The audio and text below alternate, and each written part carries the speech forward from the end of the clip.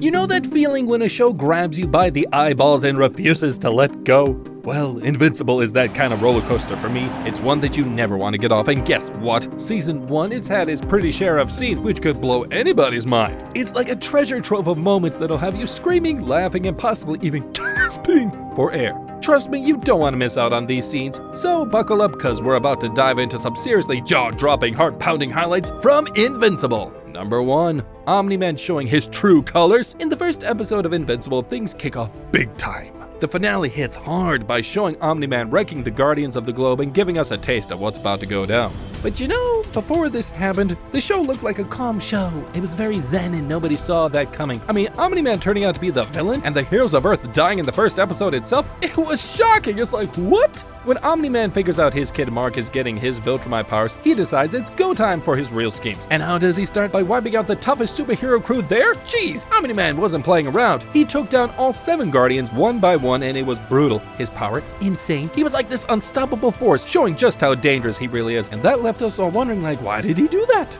Moving on, number 2, the exorcism of Damien Darkblood. Imagine having the devil on Earth. Wouldn't that be cool? Well, we had that in Invincible. Damien Darkblood really stands out in this show. When Omni-Man butchered the Guardians and lied about it, Damien was the only one brave enough to dig into what really happened. His exorcism in episode 4 of Invincible was a real eye-opener. It showed how messed up things are with the Global Defense Agency and its boss, Cecil Stedman. Damien got too close to the truth and that got Cecil's attention. He didn't waste time and sent Damien right back to where he came from. Back to hell.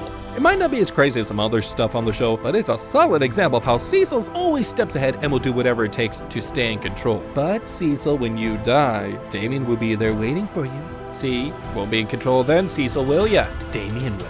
Number 3, Omni-Man's insane power. The Flaxons, those super smart aliens come barging into New York City in the early parts of Invincible, and the new Guardians of the Globe managed to push them back a couple of times because these aliens can only hang out on Earth for a few minutes, but these Flaxons just don't quit. Every time they come back, they bring fancier weapons and smarter plans. And when things start looking a little rough for the Guardians, in swoops Omni-Man to save the day. He sends the Flaxon packing through their portal, but instead of letting them escape, he dives it right after them, which totally freaks out Mark. But on the other side of the portal, Omni-Man goes on a total rampage, wrecking the whole Flaxon planet. He's so speedy and powerful that entire cities get wiped out in a blink, and he finishes off the whole planet in a matter of minutes. Don't forget that these Flaxons, they almost killed Mark and the Guardians. They were like insects, they were gnats, they were insignificant nothings for Omni-Man. Like, oh my gosh, it was impressive. This crazy scene shows us just how insanely strong Omni-Man really is. Right before squishing the Flaxon boss, he dropped the line, "Earth is not yours to conquer."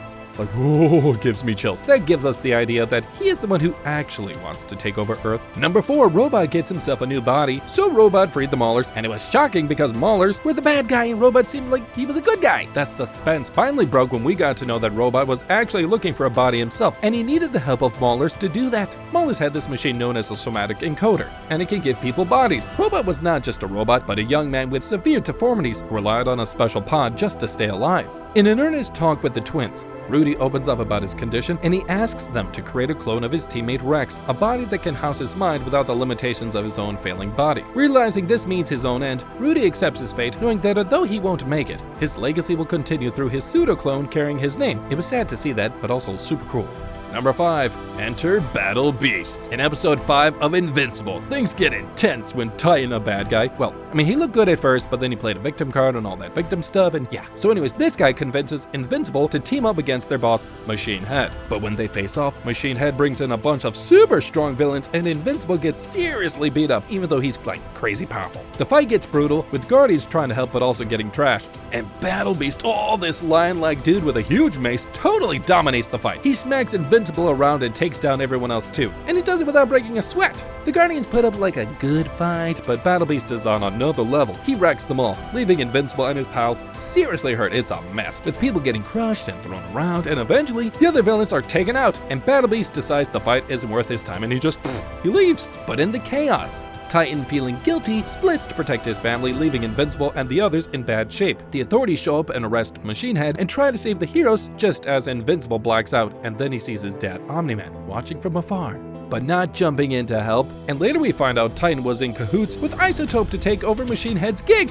Whoa! The Global Defense Agency snags some of Invincible's blood, hoping to use it against his super strong dad, Omni-Man. Number 6, Immortal coming back from the dead. Oh, the Immortal. This crazy tough character has been around forever and is basically unkillable. He's been a big shot leader and a fighter for ages, until Omni-Man kills him one day, and after surviving death, he shows up super mad to take on Omni-Man. He was resurrected by Cecil and crew, and while Omni-Man is busy dealing with Cecil's freaky army, the Immortal catches him off guard and smacks him hard. They start brawling, and the Immortal seems to have the upper hand until BAM! Omni-Man lands this insane punch straight through Immortal's gut. Even though he's still alive and totally furious, the Immortal tries to claw Omni-Man's eyes out before getting sliced in half by the Viltrumite.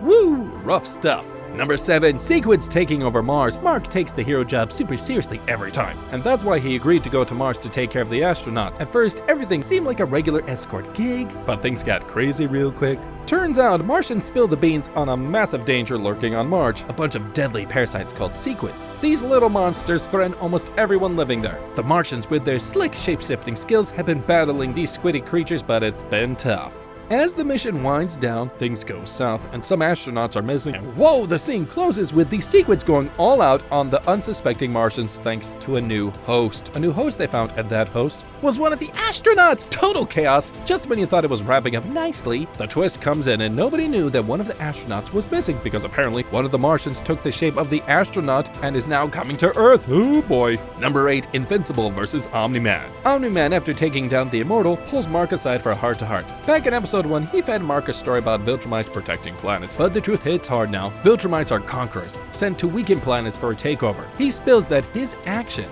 of wiping out the Guardians served his plan, and he drops a bombshell. The Viltrum Empire has tons of planets under its thumb, using force onto centers. Mark's crushed, realizing his dad's been lying all along. Omni-Man argues he hid it to confirm Mark's powers, trying to sell the Viltrumite agenda. He claims longevity and human extinction will make Mark regret valuing Earth over their race. He even devalues Debbie. Woo-hoo-hoo! And that sends Mark boiling. Mark stands his ground, refusing Viltrum dominance, and their clash shows the huge power gap. Omni-Man tosses Mark across the globe, treating him like a ragdoll. Despite Cecil's distractions, Mark saves a pilot, which only sparks Omni-Man's cruelty, showcasing his might by squashing the pilot's head.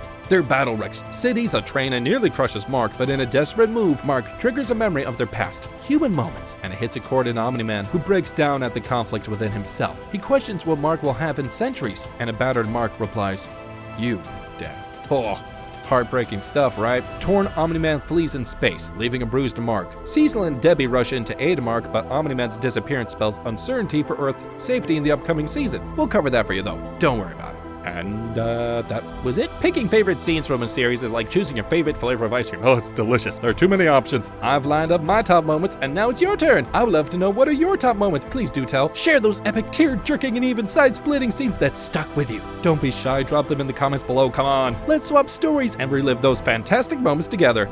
See you next time.